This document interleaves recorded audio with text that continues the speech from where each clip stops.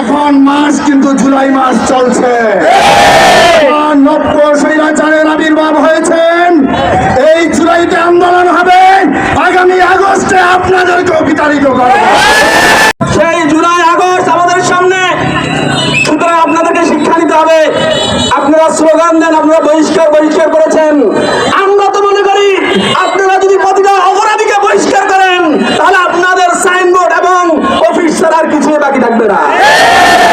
সম্মানিত উপস্থিতি, আমরা লক্ষ্য করেছি গত জুলাই আগস্টে স্বৈরাচার শেখ হাসিনা বিদায় হওয়ার পর আবার নব্য স্বৈরাচার এই দেশে আবির্ভাব ঘটেছে।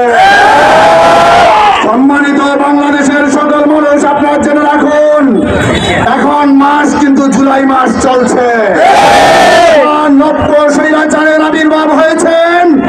এই জুলাইতে আন্দোলন হবে, আগামী আগস্টে আপনাদেরকেও বিতাড়িত করবে। সুতরাং আমরা দেখেছি বাংলাদেশ জাতীয়তাবাদী দল বিএনপি কারা দর্শন করলে, খুন করলে তাদেরকে দল থেকে বহিষ্কার করেন। আমরা জানি আপনাদের কমিটি নেই, কাদেরকে আপনারা বহিষ্কার করেন। এখন মানুষ জেনে গেছে, আগামীতে যারা খুন করবে, দর্শন করবে, জনগণের সামনে তাদেরকে সমপরিমাণ বিচার করতে হবে। তাদেরকে বিচার এভাবে না করা হয়, ইসলামী আন্দোলন বাংলাদেশ আরেকটা সংগ্রাম করবে, যেই সংগ্রামে ইসলাম বিজয় হবে। আজ এই সমাবেশ থেকে সকল চাঁদাবাজ এবং দর্শক এবং দুর্নীতিবাজদেরকে উদাত্ত আহ্বান করতে চাই, এদেশের মানুষের কল্যাণে কাজ করুন। আবার যদি কোনো চাঁদাবাজির ঘটনা, কোনো দর্শনের ঘটনা বাংলাদেশে ঘটে, পীর সাহেব চরমনাই নেতৃত্বে এমন আন্দোলন করা হবে 5ই আগস্টের আগেই বিএনপিকে পতন ঘটিয়ে দেবেন। অনেকে ফেসবুক মিডিয়ার মাধ্যমে দেখেছেন বাংলাদেশে এক বিভৎস অবস্থা। মিরপুরে পাথর মেরে ভাঙারি ব্যবসায়ীকে যেভাবে হত্যা করা হয়েছে, এই ভিডিও মনে হয় কোনো মানুষই পুরোপুরি দেখার সক্ষমতা রাখে না। এত বিভৎসতা, এত নারকীয় হত্যাকাণ্ড, এটা মনে হয় বাংলাদেশের মানুষ আর কখনো দেখে নাই। সেই 28শে অক্টোবর জামাত শিবিরের উপর যেভাবে স্বৈরাচার সরকার লগি বৈঠা নিয়ে আক্রমণ করেছিল, সেই হামলাকেও হার মানিয়েছে।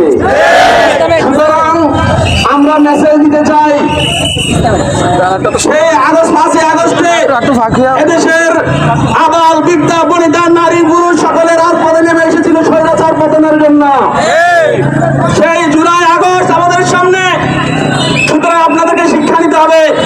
আপনারা স্লোগান দেন, আপনারা বহিষ্কার করেছেন।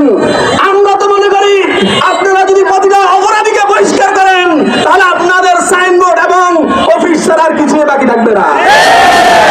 সকল কিছু বহিষ্কার হয়ে যাবে, এত অন্যায় অপরাধের সাথে আপনারা জড়িত।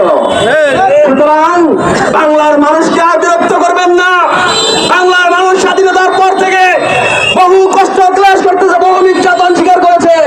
এদেশের মানুষ সর্বশেষ 5ই আগস্ট স্বৈরাচারের পতন ঘটিয়েছে, আর কোন স্বৈরাচার আমরা দেখতে চাই না।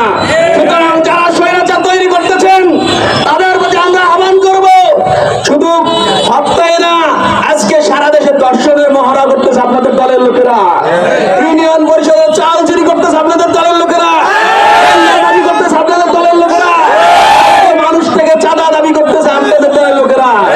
সুতরাং কোনো আয়োয়াস করে মুক্তি পাওয়া যাবে না। এদেশের মানুষ সচেতন হয়েছে, আপনারা যদি সাবধান না হন তাহলে আবারও 5ই আগস্ট প্রতিষ্ঠিত হবে ইনশাআল্লাহ।